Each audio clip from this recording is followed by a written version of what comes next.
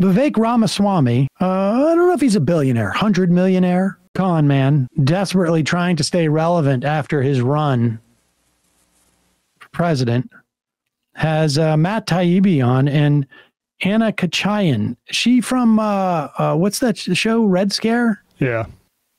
And they are discussing what show is this? I think it's Vivek's new one, but it's Truth. Oh, Truth's on Fox News, Fox Nation. That's the video stream. Okay, go ahead. Sorry, just give me a second to set this up.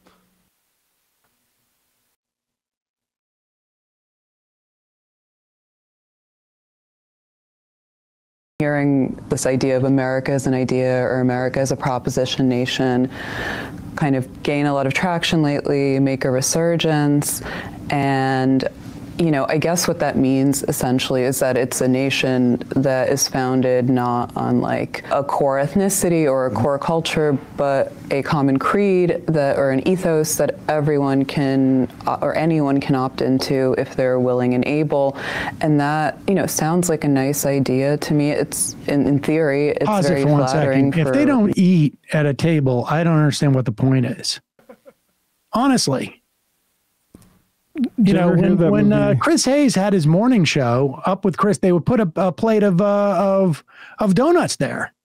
And I started winning like awards for the amount of donuts I was eating. But I'm like, well, if you're going to put donuts in front of me, I'm not going to just sit there and not eat them. I mean, if you're sitting at a dinner table, eat, for God's sakes.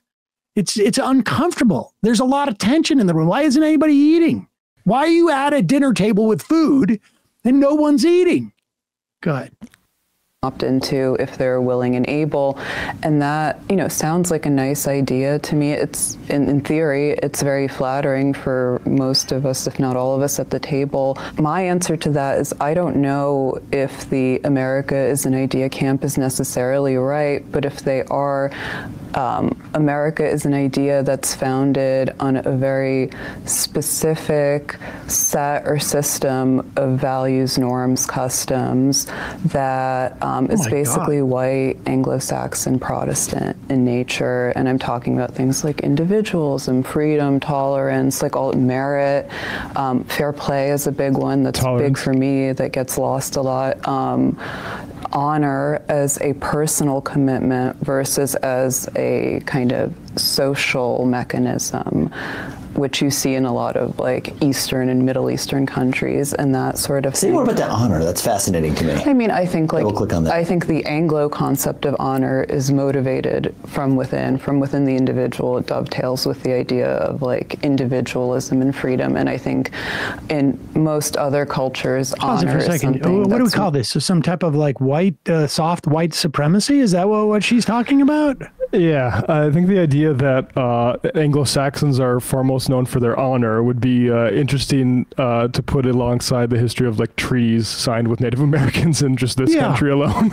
Yeah, that is a fascinating concept of like how many times have we as a country lied? Or, I mean, the British. Those are the exceptions that prove the rule. Look up the walking purchase in 1737, just as one example of that honor.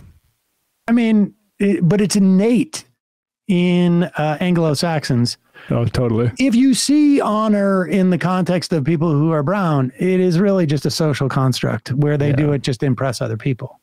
A collectivist sort of thing, yeah. It's a fascinating perspective. Is the way this? I've never listened to Red Scare. Is that what they talk about? Is she the one who was on Girls? That's a good question. It might be the other one. I don't know. But I also didn't really listen to Red Scare. Much more socially determined that depends on saving face or being a member of your community. It's much more collectivist in nature. But isn't the whole idea of America is that we can accommodate both concepts? Yeah. That, we can come over here and we can have honor, we can have a community within our particular ethnic cultures, but we also have this larger thing that we all agree to abide by, and we're proud of that. Yeah, it's sort of like what John Murray Cuddihy called the civil religion, right? That he talks about in the Ordeal America of has the civil religion. Yeah, Yep. I think it should go without saying that most of the immigrants who come to this country do so because they are trying to take advantage of, they want to enjoy these values, norms, and customs, whether or not they end up adhering to them. Yes. And I think it should also go without saying that when you profoundly alter the nation's demography through immigration, both legal and illegal, those ideals will, there will be a point of critical mass where those ideals do come under threat one way or another. And I think how we reconcile that is really the question for the future. And the fact is, like, this diversity, which is, you know, a strength, I think people miss the point of that statement, because when they say diversity is strength, I think the strength does lie specifically in our difference. Wow. She's a full-on, I mean, they will not replace us. She's a full-on great replacement theory person. Yep. Loves to hear herself talk, too. Because, of course, these American values are immutable. They are real. Everyone upholds them. They're ethnically specific. They're ethnically specific. Mexican values. I mean, if you're really concerned about the corruption of, let's say, the civic values, maybe you should look at all of the Americans who stormed the Capitol on January 6, 2020.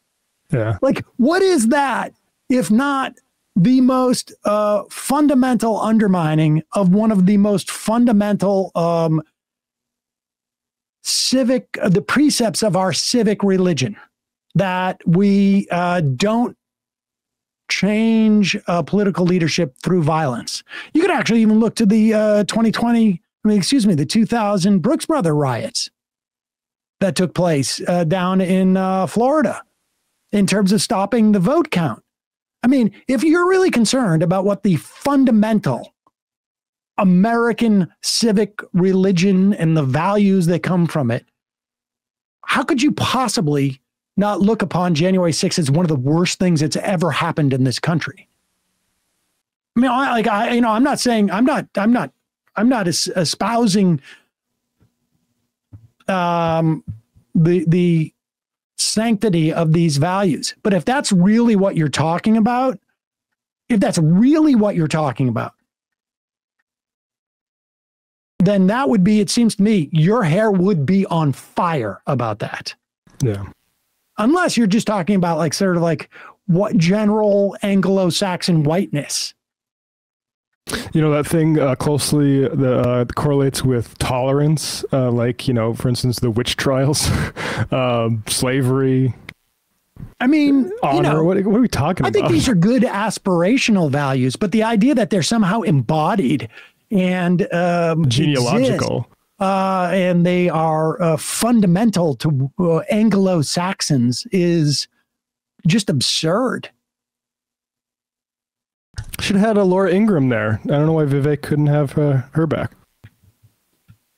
That is awesome. And it's also incredibly agitating to see them not eat.